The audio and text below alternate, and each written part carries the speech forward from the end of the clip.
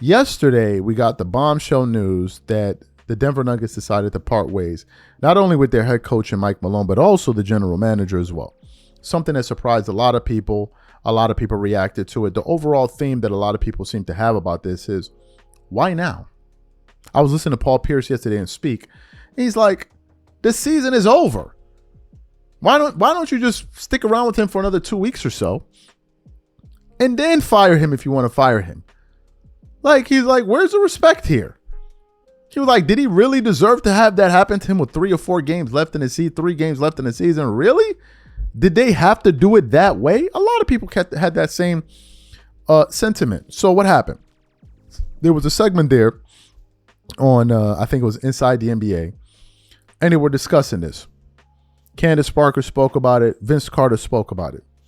But when it came time for Shaq to discuss this, not only did he call out the firing, he took another decision. He took another chance to absolutely destroy the cupcake era of NBA players and say that these dudes, man, even with the turmoil, you guys should still be able to figure it out. Shaq ain't playing with these dudes. So what we want to do now is we're going to play exactly what Shaq had to say yesterday. I want you guys to listen to it in its entirety, and I'm going to come back and give you guys our thoughts. Take a listen to what Shaq had to say here. The winningest coach in Denver won a championship. They still fall in the formula of possibly winning another championship. Despite what's going on, you want to have some type of home court advantage. Right now, they have that. And for all you idiots out there that think you have to have a smooth season to win a championship, that's false. Yeah. I can tell you that for a fact. My first one was smooth. My second one was not smooth. My third one was rough. The fourth one, we lost to Detroit, went and got another one in Miami. That was not smooth. Everything he said at the beginning was correct. Kudos to him for holding these players accountable. A lot of these guys ain't held accountable no more because, like Candace said, the money and the likes and all that. I had 2 coaches like that held me accountable. That's why I can easily sit up here and say, I got 4.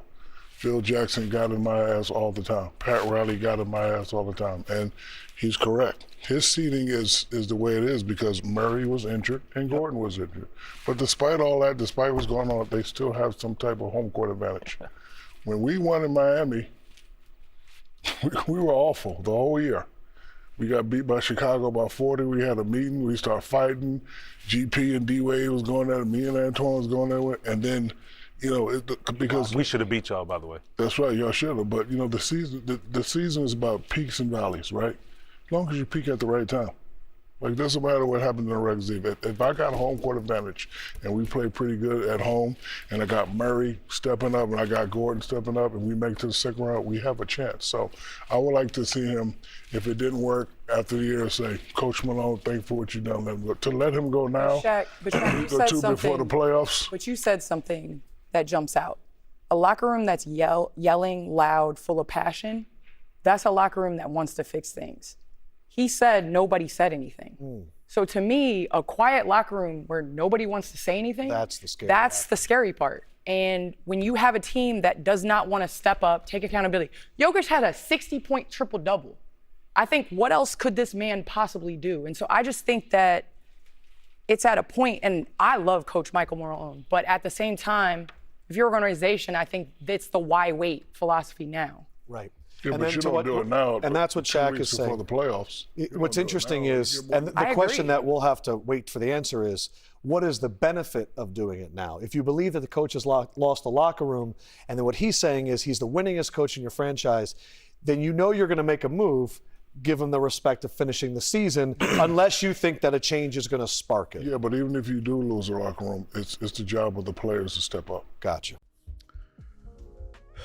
So you heard what Shaq had to say. What are my thoughts?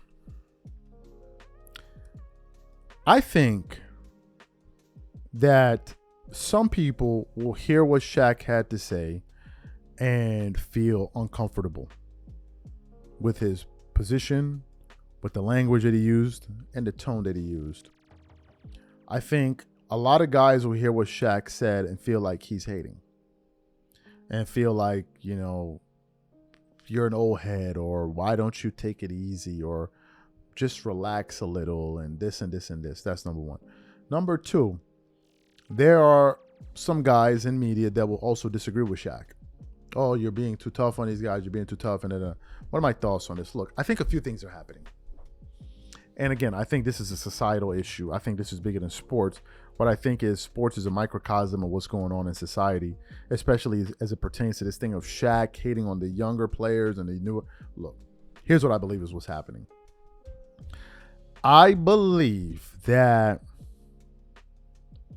the amount of men in society that have made it their business to baby a generation of men is one of the reasons we're witnessing the collapse in the fabric of society. I believe that this thing of turning men into babies and, oh, why are you being so tough on them? Take it easy on them. Stop hating on them. I think this is the reason we are in the place that we are right now. I truly, truly believe this. And I think these men are trying to raise men to be weaklings. Emotionally. I'm not talking about physically. I'm talking about emotionally weak. Where you can't take harsh criticism. Hell, you can't take any form of... Have you noticed that any form of criticism this day is deemed as hate? Have you noticed that? If you're one of those people that feels like any form of criticism by someone older than you is hate, that means you're emotionally weak. Sorry to break it to you.